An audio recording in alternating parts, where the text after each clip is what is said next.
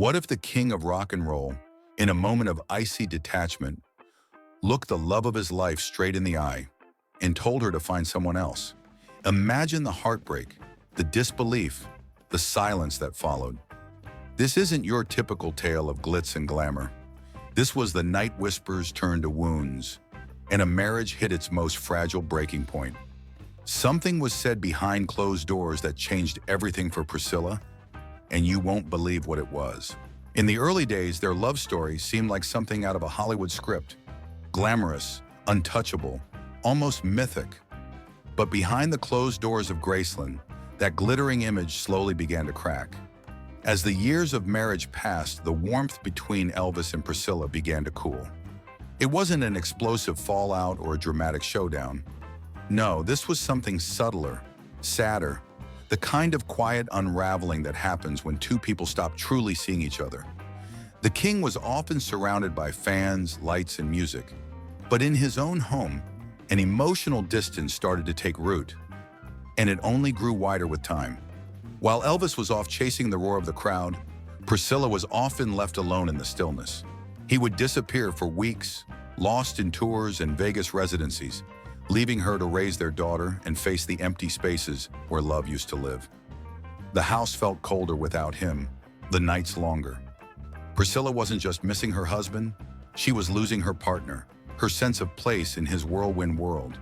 The distance wasn't just miles measured on a map, it was the ache of unanswered calls, of silent dinners, of a bed that stayed half empty far too often. And yet she didn't give up. Time and time again, she tried to pull him back, to reach him through the fog of fame. She asked, she hoped, she pleaded, not just for herself, but for their daughter, for the life they were supposed to build together. All she wanted was for him to come home, to show up, to be present.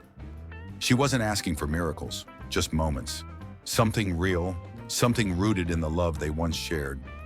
But what she got in return wasn't what anyone expected. With a shrug and a smirk that could cut deeper than any scream, Elvis reportedly turned to a close friend and said the unthinkable. "I wish she would find someone else to mess around with and stop bugging me." A sentence, cold, casual, dismissive, that hung heavy in the air like smoke after a fire. Was it frustration, arrogance, a cry for space? Whatever it was, those words would ripple far beyond that moment and set off a chain of events that would shake everything they thought they had. But it didn't end there, not even close. Las Vegas should have been dazzling. Bright lights, sold-out shows, the king in his element. But for Priscilla, it became a city of closed doors and silent treatments. When Elvis first took up his residency in Vegas, there was a sense of pride, even excitement. Wives and girlfriends of his entourage would fly in for the weekends, cheering their men on from the velvet seats. At first, Priscilla was one of them, present, glowing, supportive. But slowly, almost imperceptibly, the welcome began to shrink. What started as full weekends turned into appearances only for the grand opening and closing performances. And then, just the opener. One night. That was all he would allow. According to those who lived in Elvis's shadow, this wasn't by accident. Sonny West, one of Elvis's longtime bodyguards, painted a stark picture in Elvis. What happened? There were times when he wouldn't see her for maybe 7 weeks, he admitted, almost in disbelief. 7 weeks, nearly 2 months where the only connection between husband and wife was the occasional call, if that. It was as though Priscilla was being slowly written out of his Vegas script, replaced by late nights, flashing lights, and a never-ending carousel of admirers. What made it worse was that this wasn't a case of unavoidable circumstance. It was a deliberate choice. Elvis didn't just get busy. He drew a line, built a wall, and told her to stay on the other side of it. By the time Priscilla was showing up just for opening night, it was clear that something had shifted. She wasn't being included, she was being managed, controlled, as if her presence was a box to check for public appearances, not a person to cherish in private moments. Priscilla felt the sting of that distance deeply. She didn't want to be a symbol, a guest star in someone else's life. She wanted a partner, a connection, a marriage worth saving. So she asked, she waited, she even begged. But Elvis, for reasons still clouded in mystery, kept pushing her further away. Every attempt she made to bring them closer seemed to backfire. And in the echo of her unanswered efforts, the tension only deepened. Something had to give, and eventually it did, but not in the way anyone expected. As the distance between them grew, Priscilla began to drift, emotionally, mentally, maybe even physically. The loneliness she had tried to fight off for so long was no longer something she could ignore. She had stood by Elvis through his chaotic world, his unpredictability, his absence. But at some point, even the most patient heart starts to wonder, what if there's more out there? Whispers began to circle quietly around Graceland. Nothing confirmed, nothing said too loud, just glances exchanged and passing remarks from those who spent every day in the king's shadow. Something felt different. Something was off. It wasn't just idle gossip either. Members of the staff noticed that Priscilla's routines had changed, that certain names came up more frequently, certain visits grew longer. Sonny West, loyal to Elvis but not blind to the cracks forming, started picking up on the signs. One day Elvis asked him to track down Priscilla. She wasn't where she said she'd be. Phone calls led to dead ends. The silence on the other end of the line started to say more than words ever could. Sonny wasn't just concerned, he was caught in a dilemma. What he was seeing could shake everything, and yet, he hesitated. That pivotal moment came late one evening when the red light at the front gate flicked on. Someone was arriving. Sonny rushed to the gate, beating the others to it. There, behind the car window, sat Priscilla. His voice low, urgent. He leaned in and said just enough to let her know the storm was brewing. Elvis has been trying to find you. We called Chuck Norris's place, and there was no answer. Take it from there. No accusations, no questions. Just a warning wrapped in a message only she could fully understand. And with that one sentence, everything began to change. But the true fallout hadn't even begun. When the truth finally made its way to Elvis, it didn't come as a thunderclap. It crept in like a slow burn, undeniable and bitter. He had spent so long keeping his distance, so long brushing off Priscilla's pleas, that when he heard the rumors were true, part of him must have braced for it. And yet when one of his closest confidants, Red West, confirmed what everyone else already suspected, Elvis didn't react with anger. He didn't shout. He didn't explode.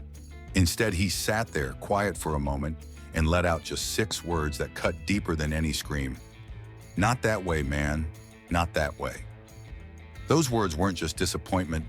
They were drenched in contradiction. Because he had said it himself, hadn't he? That he wished she'd go find someone else, stop bugging him, give him space. But the reality of her doing just that? It stung. Not in a petty, jealous way, but in the kind of way that catches a man off guard, makes him realize too late that he was pushing away what little love he had left. The emotional complexity of that moment was undeniable.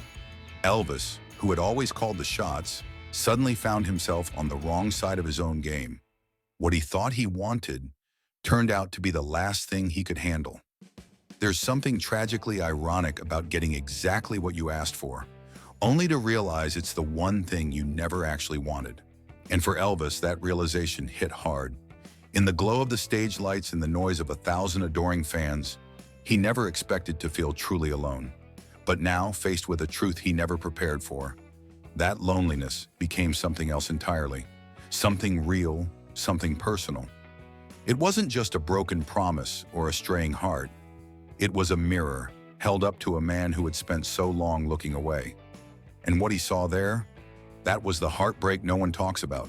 For all his charm, his talent, his magnetic pull that made the world stop and swoon, Elvis Presley was far from a perfect partner. In fact, behind the scenes, fidelity was never really part of the script. His time on the road, the all-night parties, the parade of admirers, it was all part of the lifestyle. And while he may not have had one woman who captured his heart completely, there were many who captured fleeting pieces of it. These weren't just passing distractions.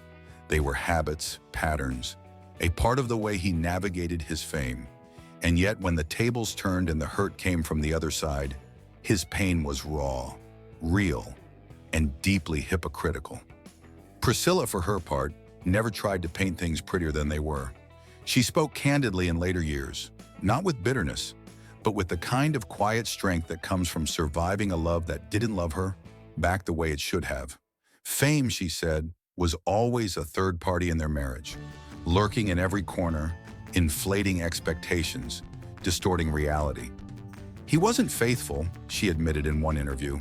Not that he had someone special, but when you're in the entertainment business, there is always that. She tried to ignore it, to stay focused on the family they had, on Lisa Marie, on the promises once made. But slowly, inevitably, the cracks became too wide to ignore. And then, in just a few words, Priscilla captured the heart of it all. No drama, no grand gestures, just truth. I just didn't want to share him. Simple as that. It wasn't about revenge or even about fairness. It was about wanting to be enough for someone who was everything to everyone else. That quiet confession speaks louder than any accusation. It's the kind of pain that doesn't need a spotlight to be felt.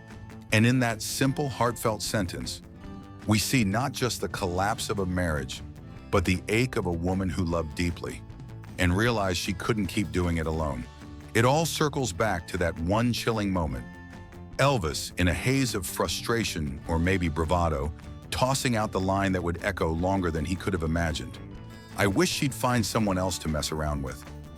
At the time, it probably sounded like a throwaway comment, a way to dodge responsibility, to push back without thinking about what those words might actually cost him. But in the end, it wasn't just a wish, it became a prophecy. And when it came true, it left him stunned, unmoored, and maybe even heartbroken, because deep down, he never truly believed she'd walk away. She was supposed to wait. She was supposed to endure. Their divorce didn't come with fireworks or a dramatic final act. It came with silence, with distance, with a slow and painful realization that love wasn't enough when fame stood in the way. Elvis had the world. He had the spotlight, the adoration, the stage beneath his feet. But the cost of that constant applause was steep. Intimacy became inconvenient. Real connection, uncomfortable. And by the time he looked up from the flashing lights to see what he had lost, it was already slipping through his fingers. Priscilla didn't leave in anger. She left in sadness. Because sometimes the greatest heartbreak comes not from what someone does to you, but from what they never tried to do at all. And so we're left with a question, one that lingers long after the last note of his music fades. Was Elvis ever truly ready to be loved by just one person? Could the king of rock and roll, adored by millions, ever have made room for just one heart, one home, one love? Maybe that's the real tragedy. Not the fame, not the affair, but the haunting idea that he never knew how to let himself be fully known before it was too late.